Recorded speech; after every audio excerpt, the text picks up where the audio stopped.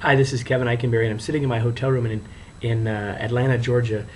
And a couple of weeks ago, my colleague Guy Harris and I did a workshop called Bud to Boss, the transition from being the peer to being the supervisor.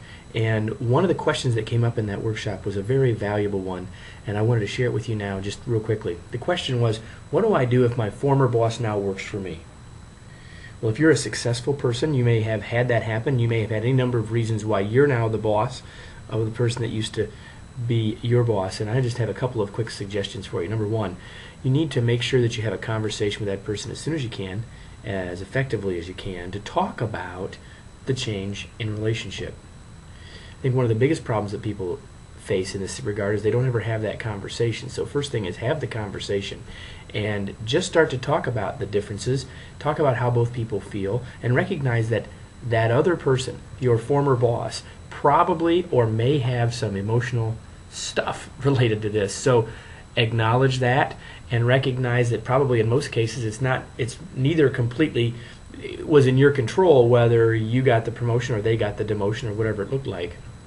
And so just have a conversation and try and understand how they feel and acknowledge how they feel. Number two, set some boundaries with them. Depending on what your relationship was like before, it's going to be different now. So some conversation about setting some boundaries around the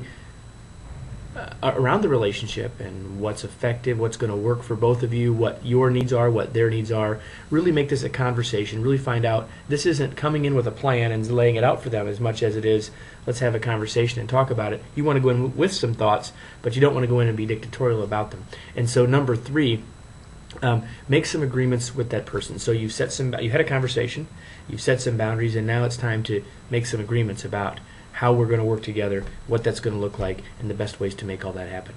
So if you'd like to learn more about this, we're going to be continuing to create these short videos about about being a new supervisor and about the transition from being the bud to the boss. And I hope that you'll continue to listen to these videos, and I hope that if you've got questions, you'll send an email to me at kevin@kevineikenberry.com, and we'll make sure we do an answer to your question as well. Thanks a lot. Have a great day. Again, Kevin Eikenberry, kevineikenberry.com.